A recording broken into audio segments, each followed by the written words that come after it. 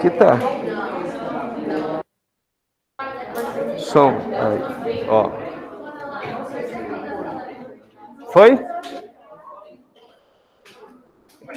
Som. Beleza, valeu.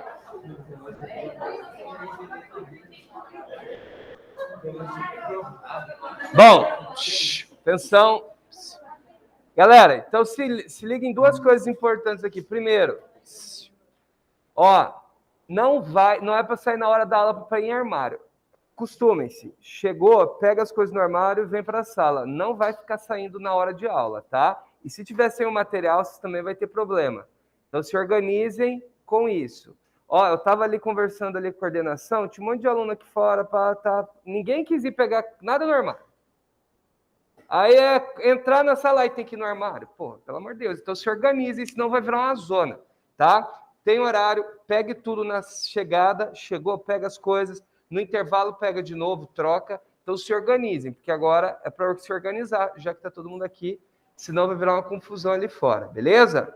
E pode pegar seu caderno, não é para ficar sem nada. Quem está sem apostila aí que não foi pegar no armário, pega o caderno e vai anotar, tá? Se organizem. E outra coisa importante, tá? Sobretudo, em relação às tarefinhas de vocês lá do AVA, tá? Quem não está fazendo, é bom vocês fazerem, tá? De novo, dia 30 aqui, tem mais uma atividade até dia 30, que é quarta-feira. Ou quinta-feira, né? Quinta, né? Então, se organizem para conseguir terminar a tempo para fechar a nota, beleza? Perguntas? Não? Então, bora lá. Galera, aula passada a gente estava falando de processos migratórios no Brasil, aí a gente viu, basicamente, a formação interna lá atrás dos fluxos migratórios, né? A gente falou sobre a entrada dos europeus, dos japoneses, tá? E de outros grupos minoritários, como o pessoal do Oriente Médio, ali, beleza? Vamos lembrar, concentração da população que veio da Europa. Qual os dois principais grupos que vieram da Europa? Oi? Italianos e portugueses, né? Então a gente tem italianos e portugueses como os grupos mais numerosos que chegam, e esses italianos e portugueses vão predominar, sobretudo, em quais regiões do Brasil? Oi? Sul e Sudeste, né? Sul e Sudeste, muito bem. Sobretudo o estado de São Paulo, né? No caso, vai ter forte presença italiana, de influência italiana em São Paulo. Aí depois, Paraná, Santa Catarina, Rio Grande do Sul, beleza? Então vai ser bastante marcante essa presença, sobretudo no Sudeste e no Sul, né? Já a presença, principalmente da influência negra, se dá pelo tráfico negreiro. Então, você não chama de fluxo migratório, tá? A principal ocorrência aí de população afrodescendente que realmente foi trazida ali da África vai ser em qual região? Qual porção você vai ter maior concentração de população trazida da África, traficada da África? No Nordeste. Por quê? Oi? Por conta dos portos, muito bem. Oi? Exatamente, por conta dos ciclos da cana que vão concentrar as pessoas ali com mão de obra escrava. Depois, no ciclo do ouro, vai vir para Minas Gerais, né? Então, ali vai ter uma forte entrada também no Rio de Janeiro. Então, o Rio de Janeiro também tem uma forte presença de população africana em função do tráfico negreiro que vai entrar no Rio para atender o ciclo do ouro. Aí, depois, no século XIX, né, você vai ter uma lei em 1850. Que lei que eu tenho em 1850? Eusébio de Queiroz, muito bem, né? Que vai proibir o quê? O tráfico negreiro. Logo, o que vai acontecer? Vai começar a intensificar a vinda dos europeus. Qual era o ciclo econômico em 1850? Café, né? Então era o ciclo do café, que vai concentrar em qual estado? Esse estado? São Paulo, né? Depois vai para o Paraná e tal, e aí vai ser adensamento no Sul e Sudeste. Por isso que ali você vai ter uma população branca de origem europeia em maior quantidade, né? 1929. Tá? Quer dizer, o contexto da crise de 29. Beleza?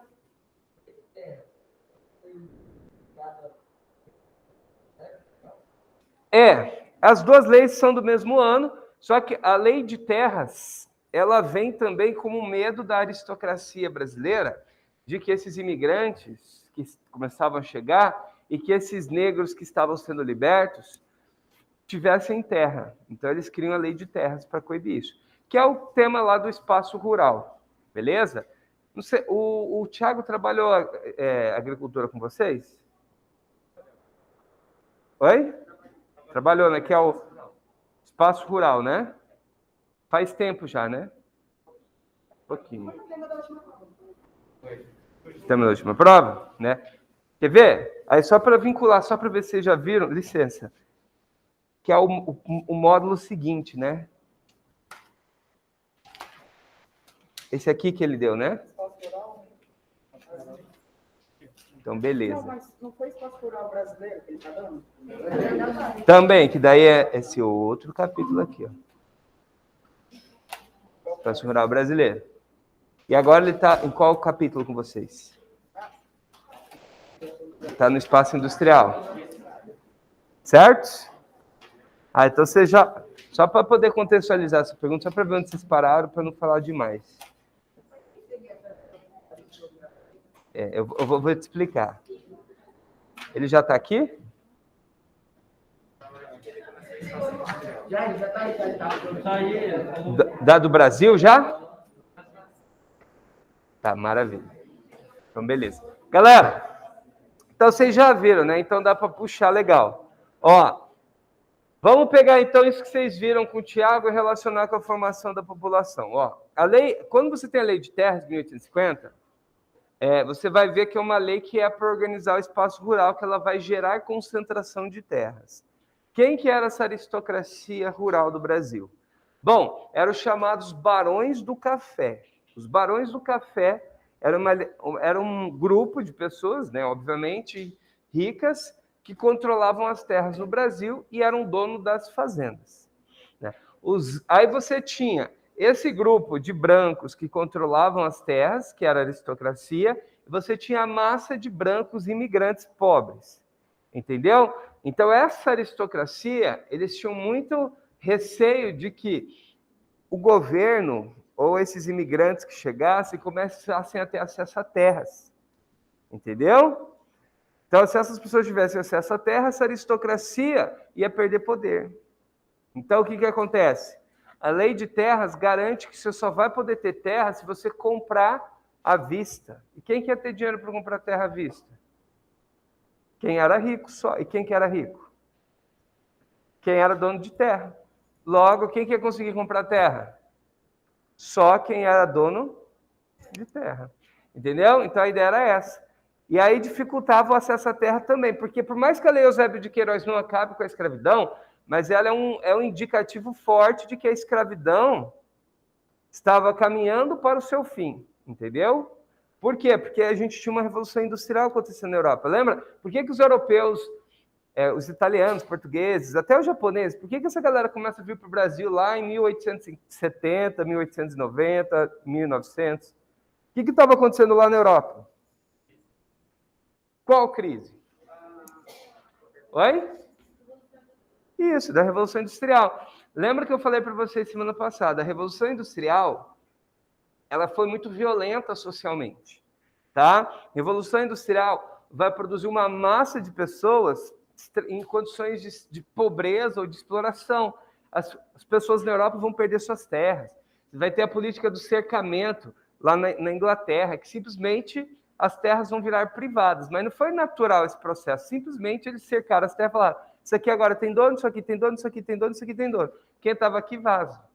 Então, houve uma concentração de terras, houve um êxodo rural violento e essas pessoas se ferraram, sofreram muito. Então, vir para uma nova terra, tentar reconstruir a vida, tá, poder ser camponês de novo e tal, era uma perspectiva de esperança. Tá? Lembra que eu falei para vocês, né? Para você aceitar sair de um país e ir para o outro, você tem que ter o quê? Esperança e fé que lá é melhor. E ter esperança que no outro lugar é melhor, você constrói isso porque você ouviu falar que. Você ouviu falar. Se você ouviu falar, porque alguém está falando. Quem que está falando? No caso brasileiro, quem que estava falando para vir para cá? As elites que estavam fazendo propaganda que aqui estava bom. Mas é porque essa elite queria o quê? Mão de obra barata, né? Então, na verdade, foi uma propaganda que foi feita. Lembra que eu falei lá na aula de imigração geral? Sempre o porquê que as pessoas querem ir. O que estimula? Lembra que eu citei, o que estimula alguém ir lá tentar 3 vezes entrar nos Estados Unidos, ser preso, voltar, se ferrar? O que estimula essa pessoa? Por que ela acha que... Por que ela está tentando ir tanto assim? Desespero?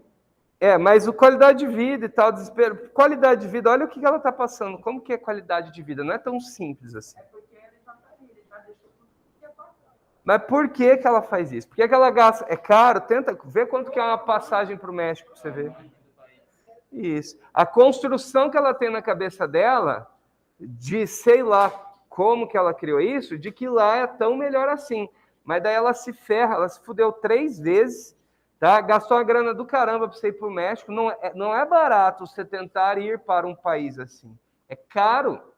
Tá? Para você em condições normais é caro. Imagina para emigrar assim, porque você tem que comprar passagem de ida e de volta. Ninguém vai te aceitar como turista se você não tiver a passagem de volta comprada.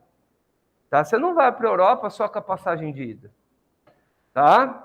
Se você quiser tentar entrar legalmente, você tem que ter passagem de ida, de volta, tem que ter dinheiro no bolso, tem que ter hotel reservado, tem que ter alguém para te referenciar lá. É caro. Então a pessoa gasta milhares, literalmente, milhares de reais para tentar ir para lá. O que ela tem na cabeça para...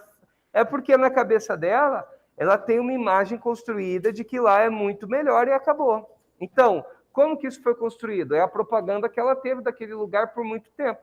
E ela constrói aquela imagem, entendeu? E os Estados Unidos fez isso muito bem, contemporaneamente, a partir dos filmes, não é?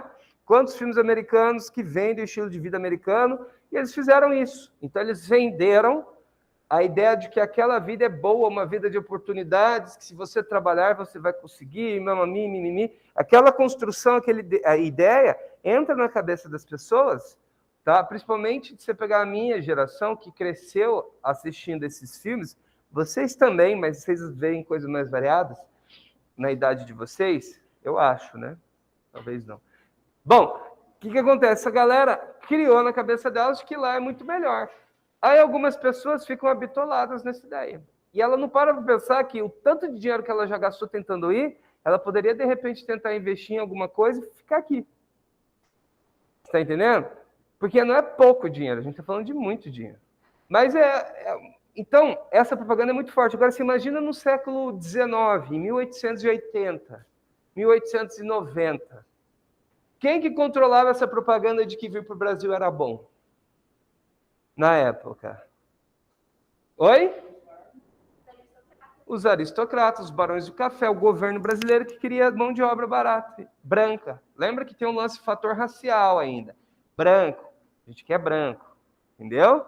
Isso aí não era declarado, mas hoje a gente trabalha, sim, com a ideia de política do branqueamento. Né? O professor Augusto pode explicar melhor para vocês isso aí do ponto de vista histórico, com mais calma. É bem interessante isso aí. Então, começa a estimular. Quando essa galera começa a chegar aos montes aqui, eles veem que, ops, é cilada. Né? Só que naquele tempo você conseguia avisar, ligar para alguém. Não, imagina quanto tempo que essa notícia de que, ops, não vem não, que é ruim, chegou lá na Europa. Quanto tempo depois? Décadas depois. Até muita gente veio para cá até começar uma propaganda negativa por lá, falando, opa, pera lá, não vem não que é furada, não vem não que é furada, mentira, tá ruim. Está entendendo? Beleza? Hoje, por exemplo, é engraçado, né? Porque vamos analisar contemporaneamente, né? Os Estados Unidos, por exemplo, ficou por décadas estimulando, vendendo a imagem de que lá é bom, é legal, lá é uma terra de oportunidades para todo mundo. Só que aí começou a gerar fluxos enormes para lá, do mundo inteiro, sobretudo da América Latina. E agora, o que eles começaram a fazer? Tentar construir uma ideia contrária. Só que como que eles constroem essa ideia contrária? Eles vão falar mal do próprio país? Não, então eles precisam criar uma propaganda que desestimule os imigrantes a irem, ilegalmente. Aí por isso que é violento o processo. Como quer ver um jeito de desestimular uma família aí? Você pega quem foi tentar entrar ilegal e prende. Bota lá, tira foto de uma criança atrás de literalmente atrás de grades. Então isso é chocante. Então você tenta chocar, mostrar que é ruim, que olha como essas pessoas estão sofrendo aqui. Você quer sofrer também? Entendeu? Então, é muito louco esse processo, né? Por isso que a gente fala que esses fluxos é uma consequência desse modelo econômico, né, que é global. O modelo capitalista globalizado é um fruto da globalização. No passado era essa globalização onde o Brasil era exportador de café. Agora a globalização é diferente, mas a lógica por trás continua. A lógica por trás de que as pessoas tentam utilizar outros lugares do mundo para reconstruir as suas vidas, né? Beleza? Então isso é bastante forte ainda. Beleza? Só que agora é muito, muito, muito mais forte, porque é muito mais fácil você sair daqui para a Europa do que era no século XIX, certo? Imagina, vocês já pararam para pensar os navios que essas pessoas vinham? Imagina o navio, o Kasato Maru, que eu mostrei ela passada para vocês, que veio do Japão primeiro, em 1908. Imagina o nojo que não devia ser esses navios, né? Eram, às vezes, meses navegando, meses, tá? Hoje, quanto tempo você gasta se você fosse de navio daqui para a Europa, vocês sabem? De 20 a 30 dias, dependendo da rota. Isso é assim, ó, tranquilão, para você ir num cruzeiro de boa, de 20 a 30 dias. Agora, você imagina no século XIX. Não, era 2 meses, entendeu? Mais de 2 meses, tá? Beleza? Hoje, se o navio tiver com pressa mesmo para ir mesmo, vamos logo, uns 20 dias, talvez pouco menos, né? Beleza? Então é muito louco se pensar, né? As pessoas, para chegar nesse ponto, é importante tentar entender o que tem na cabeça, como que essas pessoas estão pensando, né? O lugar onde elas estavam e como que elas estão pensando, o lugar que elas estão indo. É muito interessante. Isso acontece muito também em vários níveis diferentes. Hoje, quer ver quem vem muito para o Brasil ainda? E por mais que a gente tenha uma conjuntura econômica desfavorável, mas ainda é muito melhor do que esses países que eu vou citar. Bolívia, Peru, Haiti, Venezuela. Então, essas pessoas ainda vêm para cá, tá? E por que elas vêm? Porque, querendo ou não, por pior que seja, o Brasil ainda tem uma imagem muito... Sempre teve uma imagem de potência regional. Ele é o grande país da América do Sul. Entendeu? Então as pessoas pensam, poxa, se está muito ruim aqui, então é mais fácil eu ir para lá e tentar conseguir alguma coisa, tá? Mesmo que eu fique ruim lá, eu fico melhor do que eu estou aqui, do que eu continuar aqui, entendeu? Oi? Vamos pensar agora como que é para o Brasil receber contemporaneamente imigrantes. Ó, o Brasil tem... Qual é o tamanho do Brasil? 8,5 milhões de quilômetros quadrados. Qual a densidade populacional do Brasil mesmo? 24 habitantes por quilômetro quadrado. População total do Brasil, estimada, 213 milhões. Tá? Esses aqui são os dados gerais. Ou seja, o que você conclui disso? Que o Brasil é grande e vazio. Tá? Qual é o problema geral, então? É concentração. Distribuição. Distribuição da população.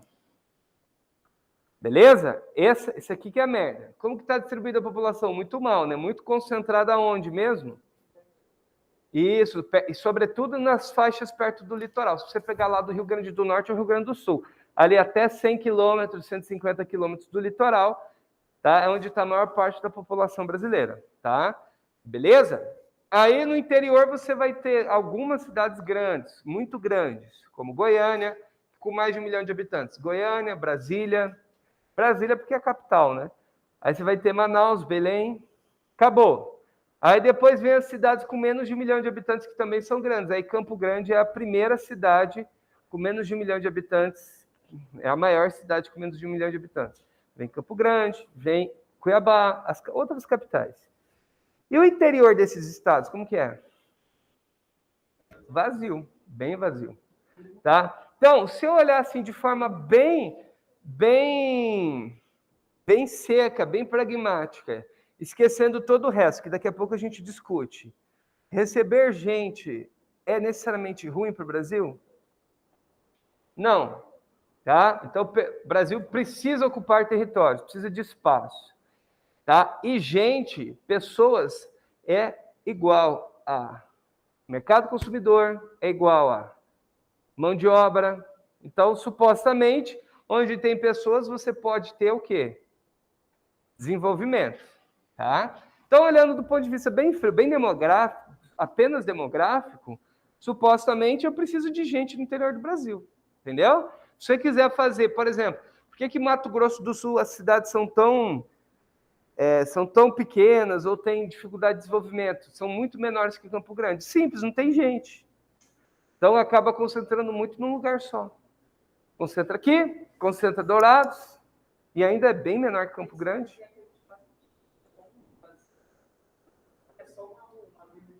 Sim, né? Então, você precisa de gente, ponto, precisa de gente. Só que aí vem outras questões, né? Então, se a gente olhar só isso aqui, o Brasil precisa de gente, tá? O Brasil poderia receber gente pra caramba. Quer ver outro país que precisa muito mais? Austrália. Austrália é extremamente vazio. Outro, Nova Zelândia. Mais vazio ainda. Tem 6 habitantes por quilômetro quadrado. 6. O Brasil tem 24. Tá? Tem 4 vezes menos que o Brasil. Quer ver outro que é vazio pra caramba? Canadá. Oi? Não, aí são vários outros fatores. Aí tem o processo de colonização, enfim. Tá? O período que foi colonizado, o que aconteceu depois com a relação dos colonizadores e os povos nativos, é um monte de coisa, né? Então, se a gente parar para analisar, tem vários países que precisam de gente. Então, se eu parar para analisar de forma bem simples, poxa, tem um monte de gente querendo, que em um lugar muito concentrado, querendo sair, e um monte de gente precisando receber. Então, se fosse todo mundo igual, era só pegar e realocar as pessoas no mundo e acabou o problema. Só que qual é a dificuldade? Óbvio que isso não vai acontecer, né? Mas qual é a grande questão? Por que as pessoas falam que é difícil isso acontecer? Primeira coisa que você vai ter... Quem que esqueceu de deixar lá o celular, já desliga aí. Pode ligar, não tem problema. É relógio? Ah, tá. Daqui a pouco vocês vão ter que deixar o relógio lá também. Bom, pode desligar, não tem problema não. Desligou? Ó, uma das coisas que vai dificultar esses fluxos. O primeiro que a gente sempre tem que lembrar é o quê? Preconceito, né? Isso aqui é um fator muito forte, tá? E é engraçado, né? Porque da mesma forma que brasileiros sofrem muito preconceito, imigrantes brasileiros sofrem muito preconceito quando eles entram ilegalmente nos Estados Unidos, na Europa, tá? Os brasileiros tratam com muito preconceito os nossos vizinhos que também entram ilegalmente aqui, né? Que é o caso dos venezuelanos, dos bolivianos. Então, isso aí é muito louco, né? Então, parece que a lógica se repete. Então, os americanos olham para a gente e para todo o resto da América Latina e só chamam de latinos. Dane-se se é brasileiro, se é mexicano, se é guatemalteco, não interessa, é latino. E olham sempre com o olhar de cima. Eu estou aqui, eu sou a América e vocês são latinos. Né? Então, isso gera uma lógica de preconceito muito forte. Isso é uma barreira. Por que é importante a questão do preconceito de entender isso? Porque esse preconceito está nas pessoas. Se eu tenho aqui uma sociedade extremamente preconceituosa e com aspirações racistas, tipo o Texas nos Estados Unidos, né? Onde você tem leis ainda que flertam com uma segregação racial muito forte, tá? Quando tiver uma eleição, quem que vai eleger pessoas? Não são, quem que vai eleger políticos? Não são essas pessoas? Então, a forma que essas pessoas pensam, se elas são mais ou menos preconceituosas, vai influenciar diretamente na questão migratória. Você entendeu? Se eu tenho pessoas muito preconceituosas no lugar, a tendência da política do lugar ser o quê? Ser anti-migração, né? Ser preconceituosa. E a gente tem exemplos bizarros disso e absurdos. A Hungria, Polônia, tá? Eu mostrei para vocês os muros que estavam construindo lá. Eles literalmente constroem muros. Tá? A Hungria tem uma política deliberada contra a LGBT. É uma política de Estado, é lei, criminaliza. A Rússia também, Polônia também. E a Hungria, a Polônia também com imigrantes. Tá? Então, se a gente não entende como a população está pensando, tá? Isso aí é um problema. Então a gente precisa ver como que o Brasil observa a questão migratória dos nossos vizinhos. A via de regra, o brasileiro tem tendência a olhar isso com bons olhos ou olhar isso com relativo preconceito? Oi? Como que os brasileiros, a via de regra, observam a questão dos imigrantes, dos nossos vizinhos? Quer ver? É só você pensar uma percepção bem... Fala. Como que a gente percebe, não recebe. Perceber o que os brasileiros acham dos bolivianos e dos haitianos e dos... Uma percepção. Né? Não, percepção em relação ao preconceito. Tipo, as pessoas olham lá, eles tratam com respeito ou têm preconceito, entendeu? Depende.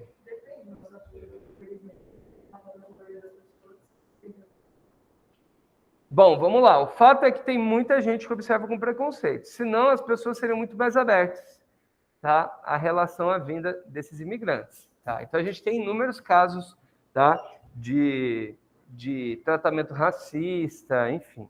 Você quer ver um exemplo? Só pensa você. Imagina lá um boliviano ou uma boliviana e um alemão, uma alemã. Ou pode ser um sueco, um europeu, italiano ou italiana. Tá? E agora você imagina e pensa, desses que você imaginou, com que você daria uns pega? Professor. Comigo não.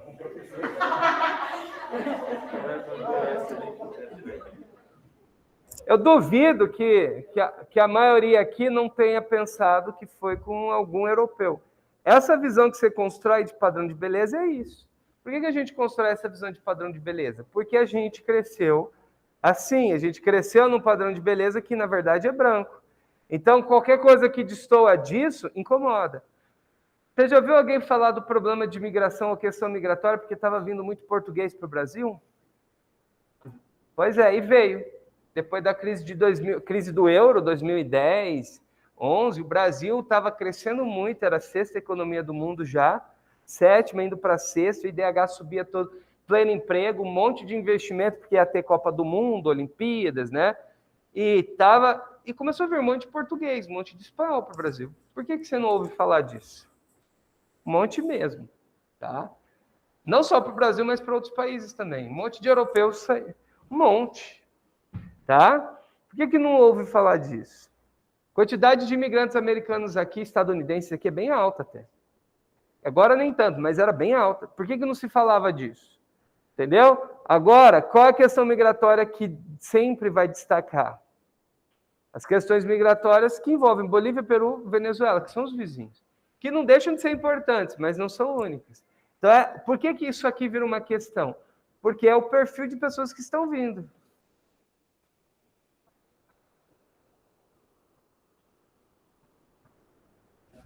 Oi?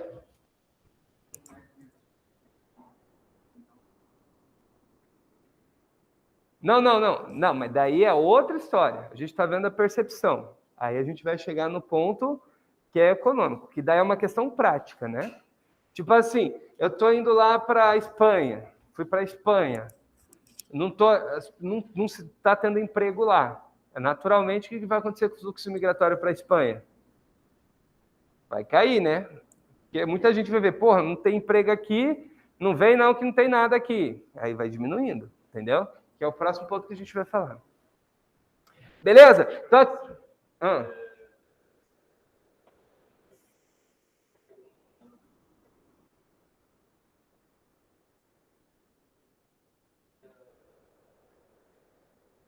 não é difícil. Isso está muito longe de acontecer, tá? Muito longe. Tá? É complicado, bem difícil. Quer ver? Aqui, ó, só para finalizar aqui. E para dar um exemplo de como que isso é forte a questão do preconceito, vou dar um exemplo para vocês da Austrália. Se você ouvir falar de Austrália e imigração para a Austrália, vocês vão ouvir coisas muito boas para o Canadá e para a Austrália e para a Nova Zelândia. É legal, eles aceitam bem imigrantes. Porque lá é legal, porra, lá eles querem gente, vamos para lá, tem que ir para lá, pá. Vão. Beleza, vão ser receptivos para vocês, entendeu? Então, eles escolhem qual é o perfil de imigrantes que eles querem por lá. Porque se fosse assim, só precisar de gente, ali na Ásia, tem gente pra caramba, perto da Austrália. É o lugar onde mais tem gente, é perto da Austrália. Ali, Indonésia, Malásia, Bangladesh, Índia, é relativamente perto. Tá? E por que eles, então, simplesmente não aceitam esse monte de imigrante que está ali? Então, tem um fator, sim, de seleção de quem eu quero aqui, certo? Se você acha isso bom ou ruim, aí é outra história. Mas tem. A Austrália seleciona, o Canadá também. Tá? Eles querem imigrantes, mas assim, um perfil X de imigrante, entendeu? Beleza? Se você for lá na sorte, você não vai ser lá tão bem recebido assim. Tanto é que a gente tem vários casos que exemplificam isso, né? Então, é uma questão bastante importante, essa questão do preconceito, de como a população vê. Isso influencia na política pra caramba. Em ano eleitoral, por exemplo, você quer ver um detalhe? Em ano eleitoral, se eu estou precisando de muitos votos de um estado conservador, tá? De uma região conservadora, eu vou me indispor com a questão migratória ali? Eu vou bater de frente com a opinião deles? Não vou, precisando do voto deles, entendeu? O Obama foi o Obama. O Obama é legal, tal. O Obama também foi um dos presidentes que mais mandou gente embora, imigrante embora, tá?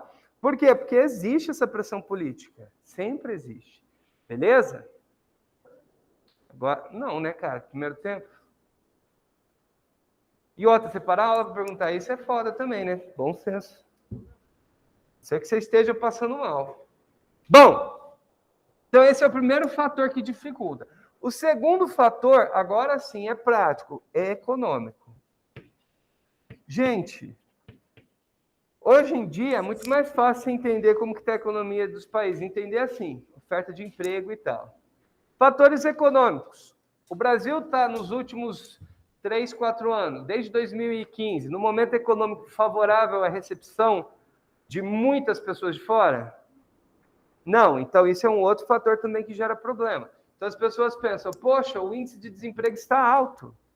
Para que vai trazer mais gente? Então vai ficar mais gente desempregada. Beleza? Então esse fator econômico pesa bastante, tá? Tanto é que muitos haitianos que estavam no Brasil foram embora. Muitos. Tá? Esse fator econômico tem a ver também, olha que louco, com o valor do dólar. Você quer ver um detalhe? Vamos supor, tinha os haitianos que trabalhavam aqui, muitos. Então eles vinham para cá, né? Eles trabalhavam, por exemplo, na construção civil, sei lá, alguma coisa assim. Aí eles conseguiam juntar por mês, sei lá, R$200. É um valor baixo mesmo, tá?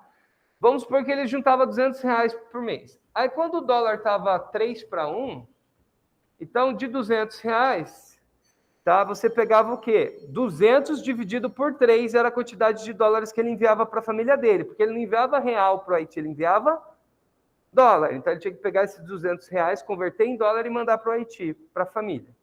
Então, beleza, 200 dividido por 3 dá o quê? 60 e poucos dólares, certo? Aí o dólar subiu da relação de 1 para 3, foi de 1 para 4. Então, se ele estava antes mandando 60 e poucos dólares, agora ele está juntando 200 reais e mandando quantos dólares para a família? 50, porra. 200 dividido por 4 dá 20? Dá 50 dólares. Ou seja, aí ele fala, puxa, eu estou mandando menos dinheiro para a minha família. Então, eu vou trabalhar mais. Ele vai conseguir trabalhar mais, achar outro emprego aqui, ganhar mais? Não vai. Aí o dólar muda, agora está 5 para 1. Então, agora ele está mandando 40 dólares. Ou seja, ele está se ferrando aqui, porque ele não consegue juntar mais dinheiro. O valor que ele manda, que aqui para ele não mudou nada, por exemplo, mas em função do câmbio, ele está mandando menos dinheiro para a família.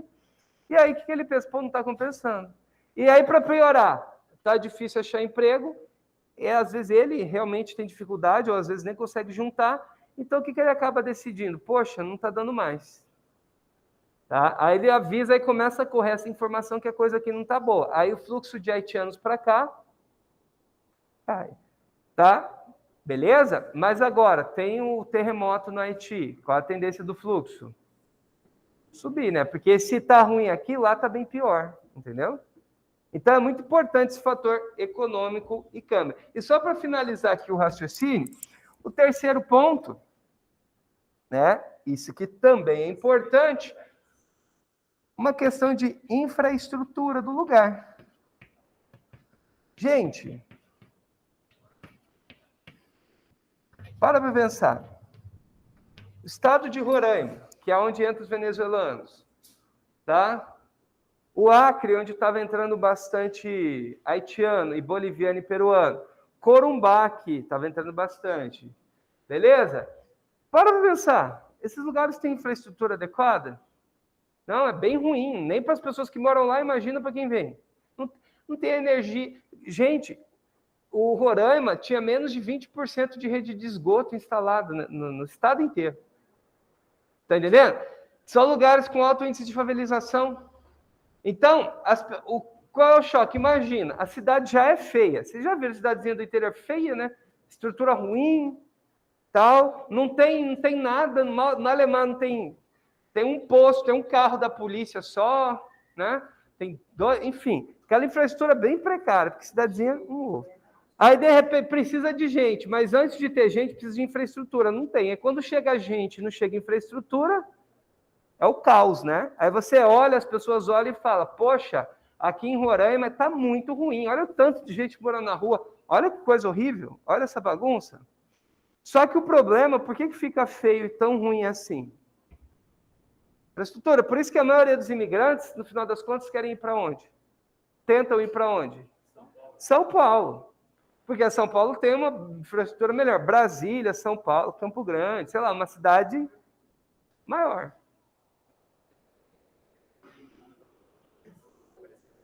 Não, porque quem que leva a infraestrutura é o governo. Aí, o que poderia fazer para resolver isso? Hipotético, não estou falando que vai acontecer, tá? Imagina uma situação linda, assim.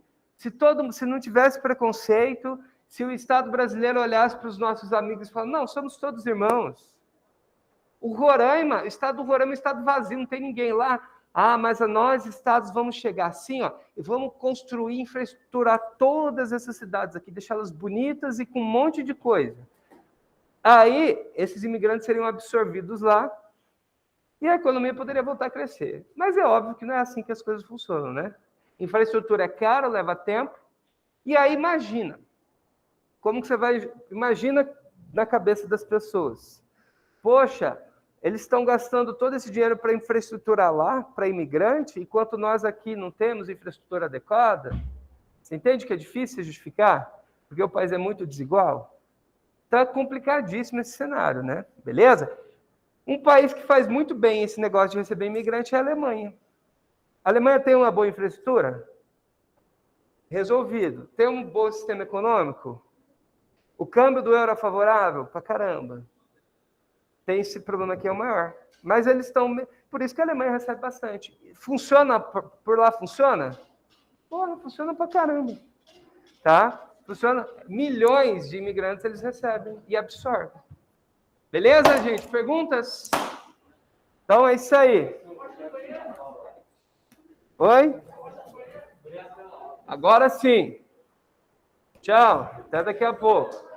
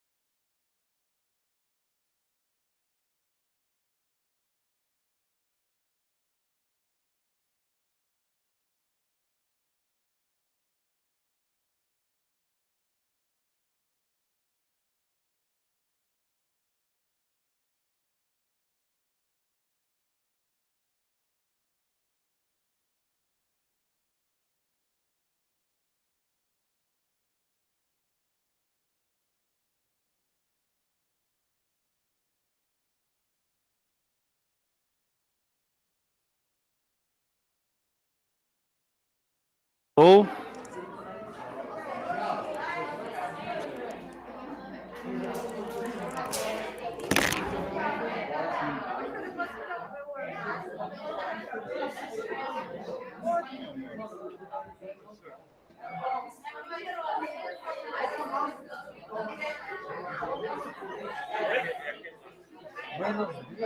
e aí, meu queridão? Beleza?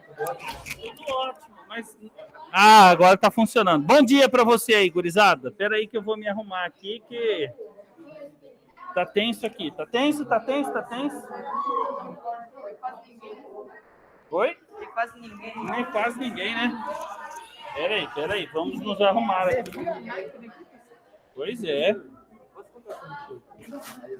Pode, pode.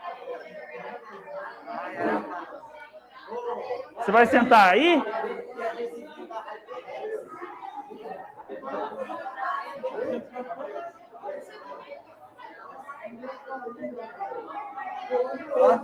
Tem adesivo da Raikkonen, né? Que seria a deve ser a memória.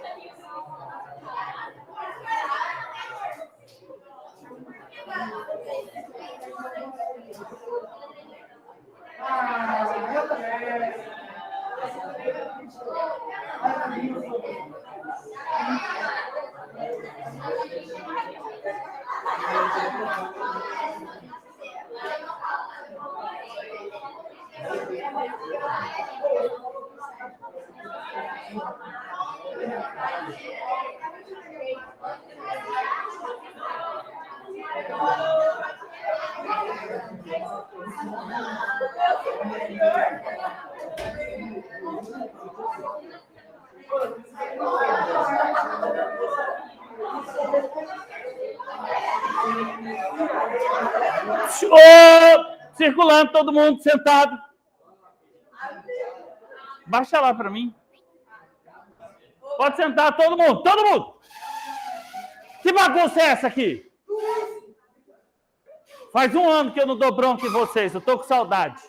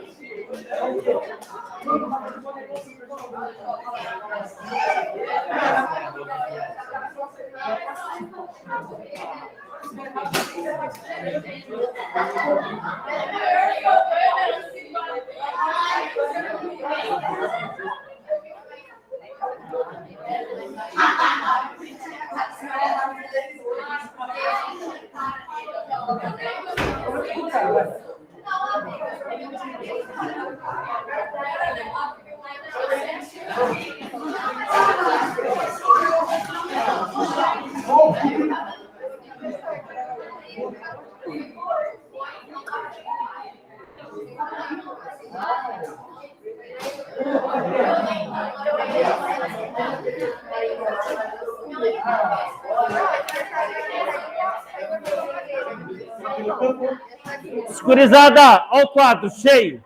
Pode copiar. Rápido. Princesa, senta.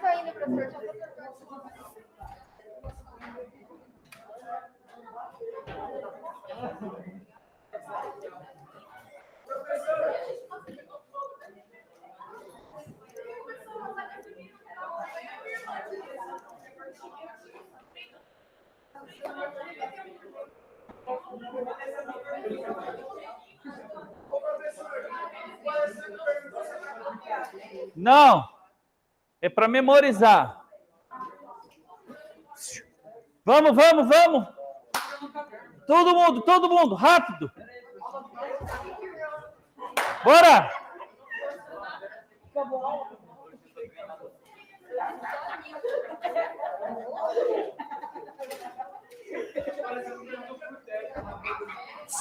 Op.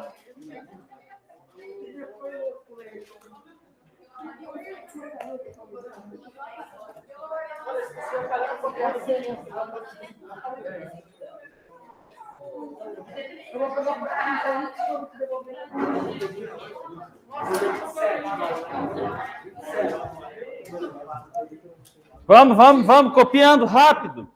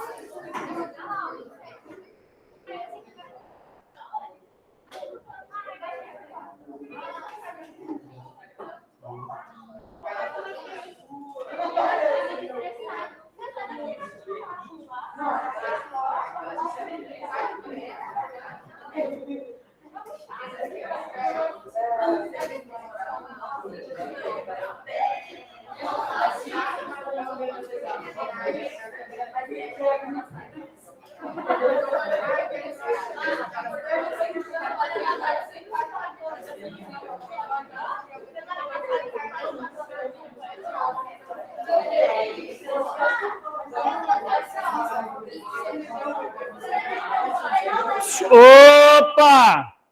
Vamos lá, copia logo. Vamos.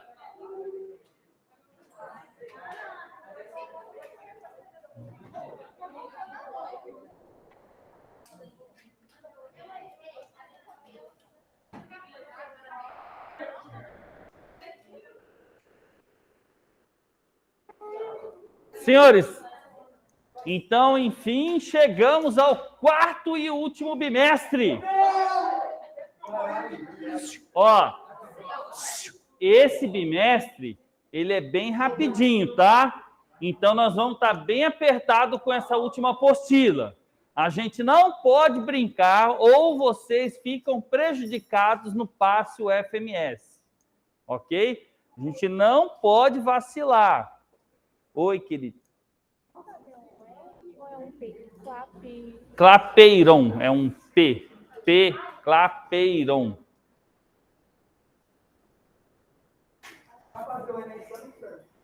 Vou ver se eu tiro o ensino fundamental.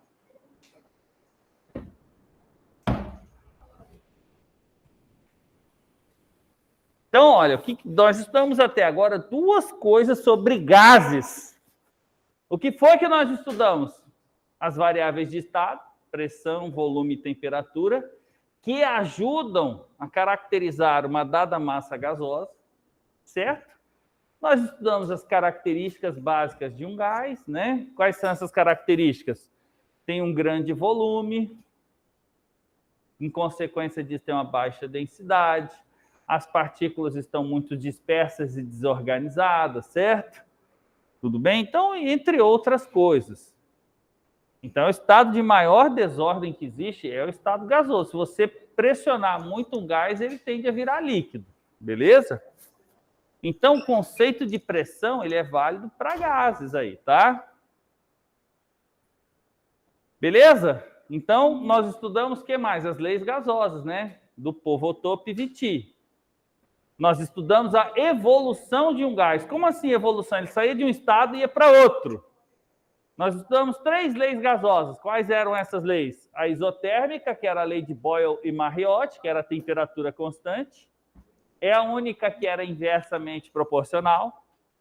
Nós estudamos a isobárica, que era a primeira lei de Charles e Gay-Lussac, que era pressão constante, diretamente proporcional.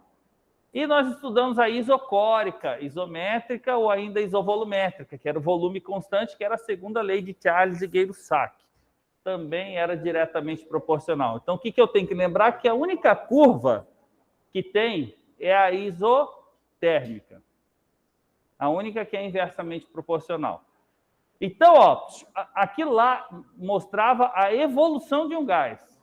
O que acontecia quando ele saía de um estado para o outro.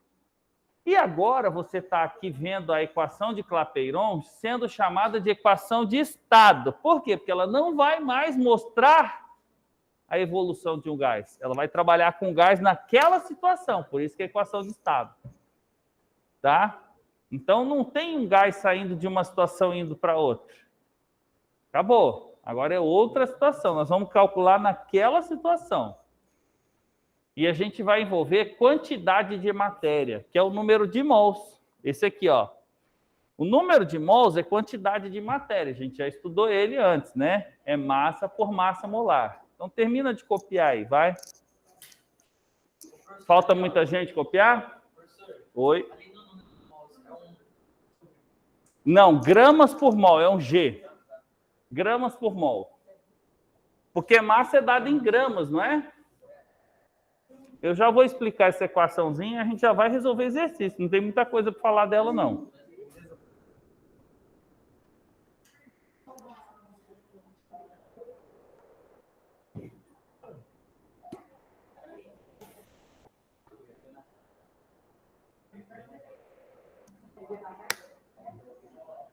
Chuvinha boa que deu ontem, né, velho? Tem que chover mais.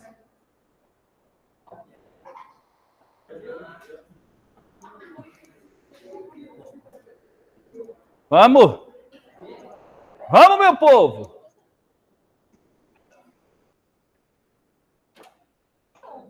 Dig. Tem um alto ali, né? Desse aqui. Tem, deve ter. Isopropílico? Tem. Oi. ATM? Litro vezes atmosfera. Essas são as unidades. Pressão L, ATM, é pressão de... Não é um ATM? Aonde? Pressão. Um ATM igual a 760 milímetros de mercúrio, a equivalência.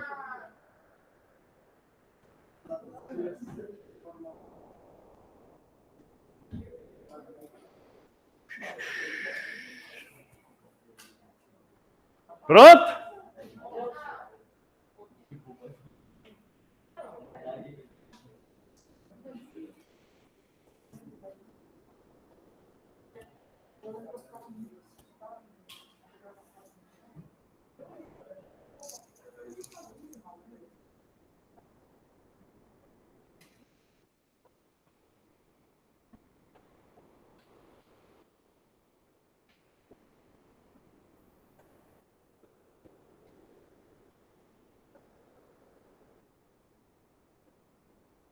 Posso explicar?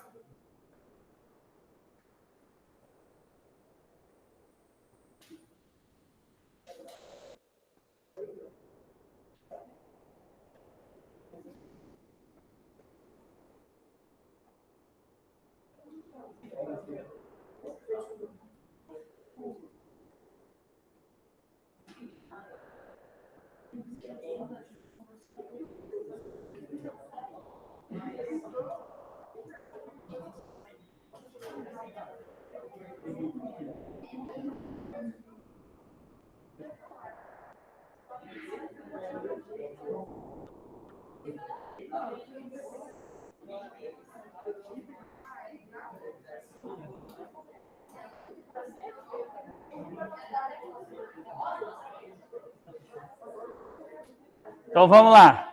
Senhores, presta atenção, senhores. Vamos lá.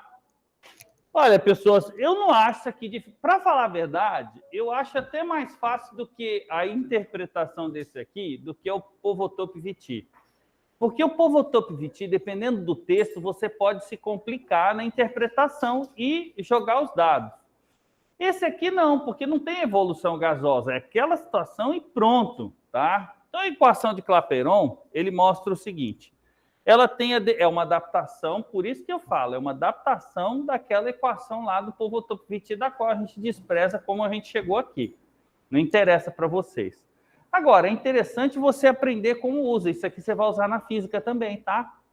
Você vai ter aula disso aqui na física também. Só que a física, ela tende para outro lado, tá? Para nós aqui, ele vai usar isso aqui também com vocês daqui a pouquinho. Então, olha só. A equação de estado do gás tem um macetinho para a gente decorar. Existem vários macetinhos politicamente corretos e muitos outros politicamente incorretos. Aquele que eu vou falar aqui é o correto, lógico, né? Se vocês quiserem, vocês vão lá na internet, daí vocês vão saber. Aí comigo não, até porque isso aqui é gravado. E eu, logicamente, não vou me comprometer, porque eu não sou besta. Ó, é assim. Por vocês, nunca rezei tanto. Olha que poético, que lindo. Um macetinho mais engraçado que esse. Por você, nunca rezei tanto. Se você quiser os outros macetinhos, você vai na internet, você vai achar. Tem uns aí que são... Antigamente a gente falava, mas depois que ensinaram vocês ficarem ofendidos com tudo, então a gente fala só os bonitinhos, tá? Ó, então não fala. Deixa eu sair daqui, depois vocês falam. Ó, pressão vezes o volume é o número de mols, que é a quantidade de matéria, vezes o R. Esse R é a constante geral dos gases, que eu já vou falar, tá? Vezes a temperatura. Detalhe. A pressão, para nós aqui, lá com o professor de física, você vai usar outras unidades e outros R's. Aqui a gente vai usar só esse mesmo. ATM, a maior parte dos exercícios vai ser em ATM, ou milímetros de mercúrio. Tá? Você pode usar qualquer um. Aí você vai me falar assim, mas professor, não muda nada? Muda o R. E eu já vou chegar lá. Mas você pode usar em um dos dois. Agora o volume não. O volume sempre tem que ser em litros. Sempre vai ter que ser em litros. Tá certo? O número de mols, esse não muda, é massa por massa molar. Quando é que eu vou usar, professor? Quando ele te der massa ou quando ele te pedir massa molar. Aí você vai usar a substituição. Fora isso, você vai só usar o N mesmo. Agora o R. Você está vendo as unidades de R? Eu coloco 0,082 e aqui 62,3. Professor, por que fica um valor diferente? Porque você usa pressões diferentes. Se você utilizar a pressão em milímetros de mercúrio, o R vale 62,3. Se você utilizar em atmosfera, o R vale 0,082. E, por fim, a temperatura sempre em Kelvin, é só você pegar Celsius e somar com 273. Se você usar em Celsius, você vai errar. Ok? Muito bem. Alguma pergunta inicial sobre isso daqui? Então, nós vamos ter que fazer exercício agora. Exercício sobre PV-NRT, eu acho fácil. Você tem que resolver os mais fáceis agora para vocês assimilarem, tá? Depois você vai resolver o mais difícil.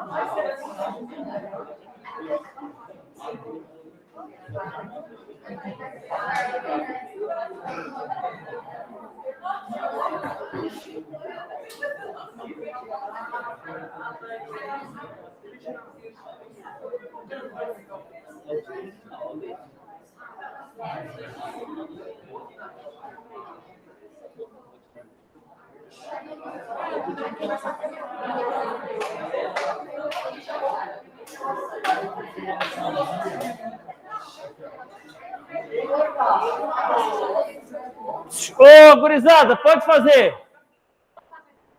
Rápido. Pode fazer.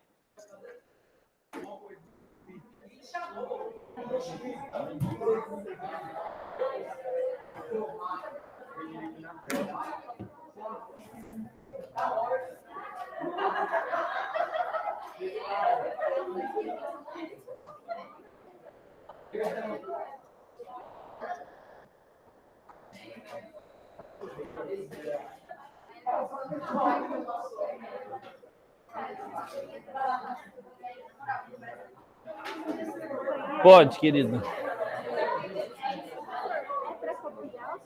É para copiar. Isso.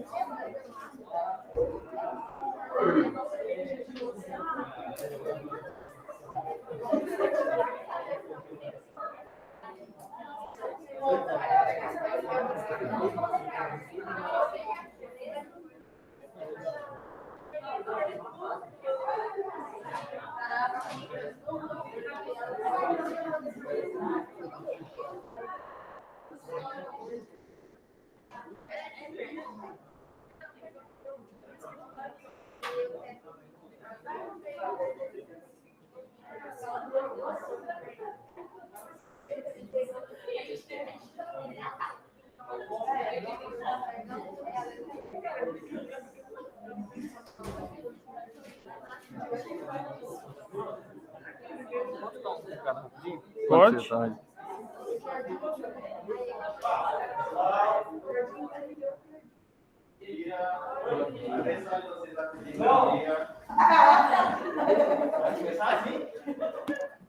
Enfim, que bom que tem todos aqui vocês juntos agora.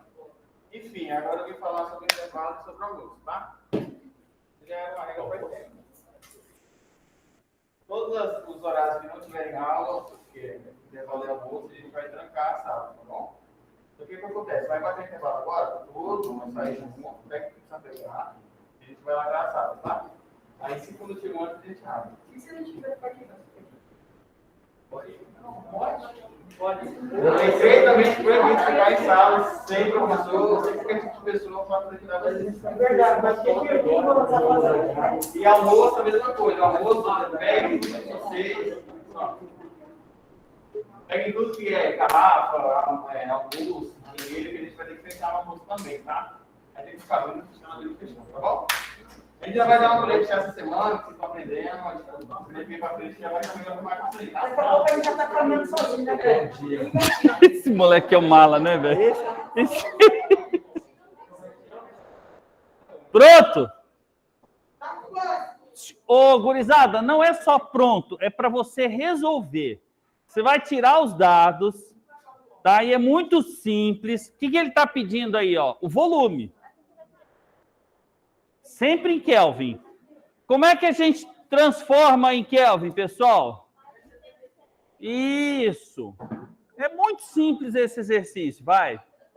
É só... Qual é a formulinha que você vai usar?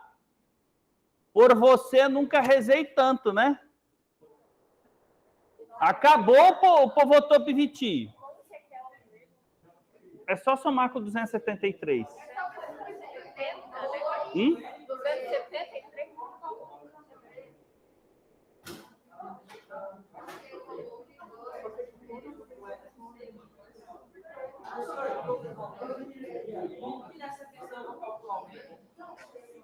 O volume, determine o volume, cara.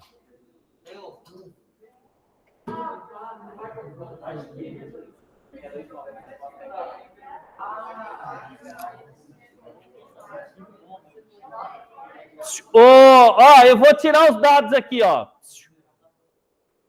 2 mols de um gás ideal. Então, N é igual a... Isso. Encontram-se a uma pressão de 2 atms. E temperatura de 27 graus Celsius. É só somar com 273. Quanto que vai dar? 300 o quê? Kelvin. Determine o volume. Só falta o R. Quanto que é o R? 0. Por que é 0,082? Porque a pressão está em... Qual é a formulinha que você vai usar? Não!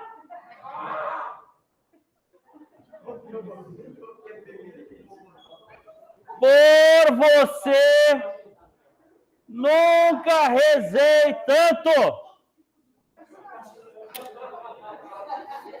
Não me irrita, não me irrita.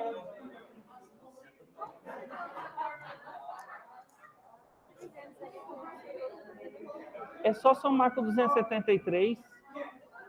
Toda temperatura você tem que colocar em Kelvin. TK é igual a TC mais 273. Você, nunca usar em Celsius. Se usar em Celsius, você erra. A gente já está fazendo isso desde o...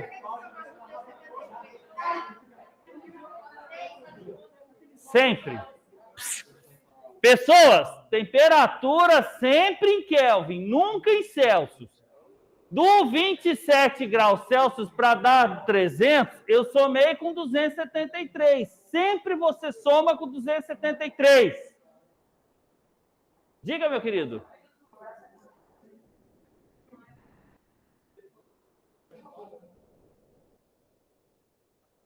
Quanto que deu?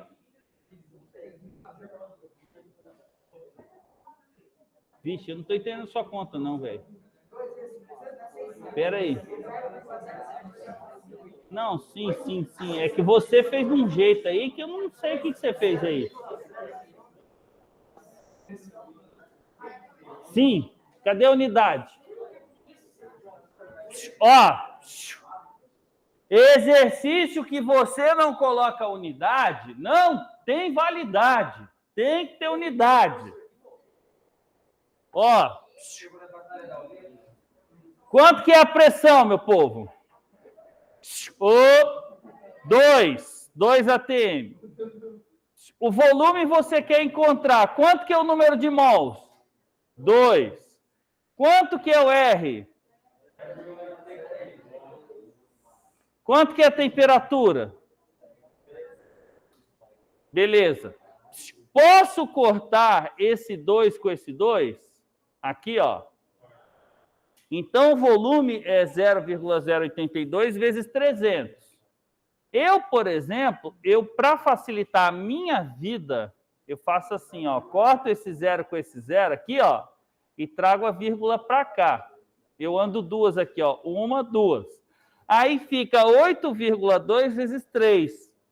Portanto, este volume é igual a 24,6 litros. Qual que eu marco aqui? Letra B de bola.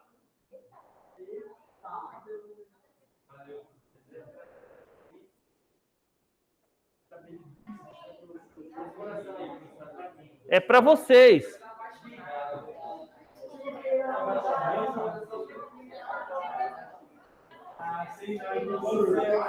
Isso é meu lado gay falando mais alto.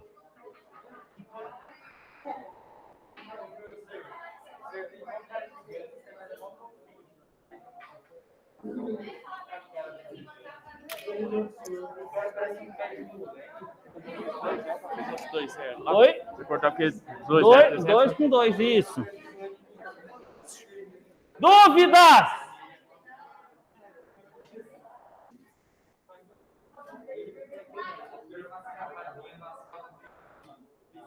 Parece uma chama por dentro. É uma flor. É uma flor.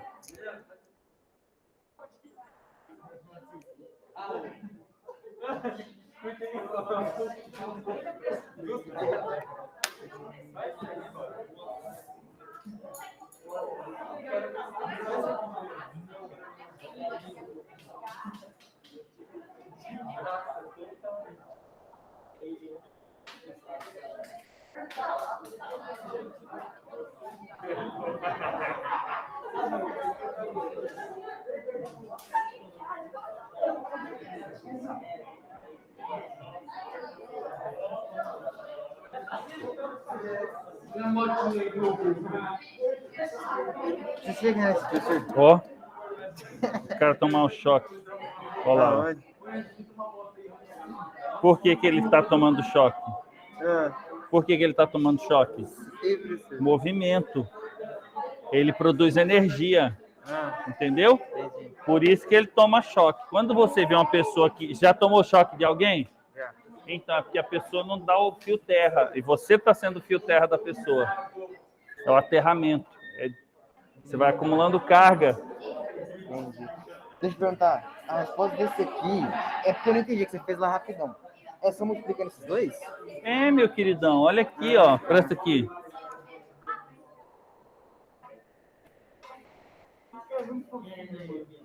Daqui. Ó. Esse 2 aqui, você cortou com esse 2 aqui, cara. Então, ó, eu peguei esses dois, botei, ó. Botei a vírgula aqui, e aí eu trouxe 1, 2, botei a vírgula aqui. Então, fica 8,2 vezes 3, 24,6. Vamos, pessoal, faz logo!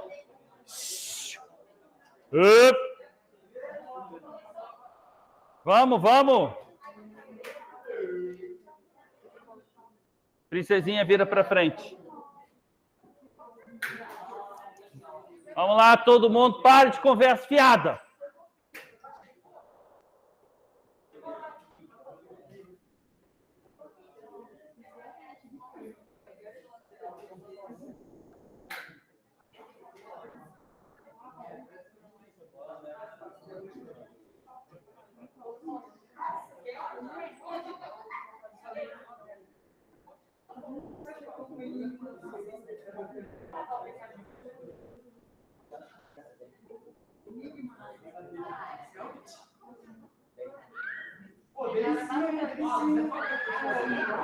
Vocês querem dormir, pensa que eu não sei?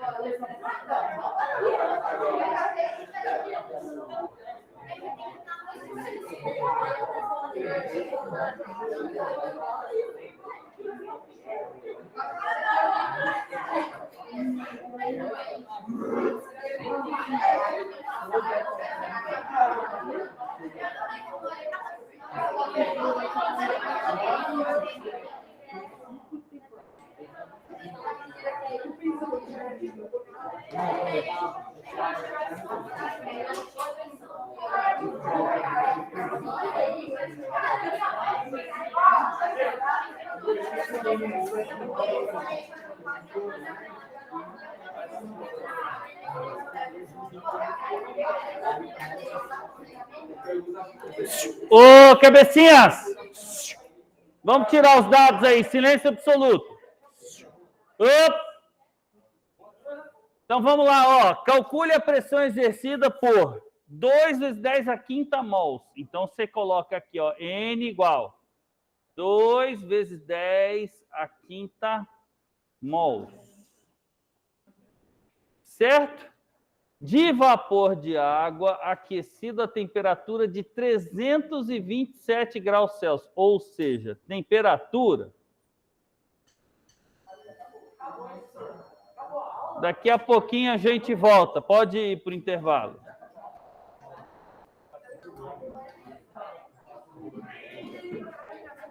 Obrigado pela aula, meu professor. De nada. Olha esse PC.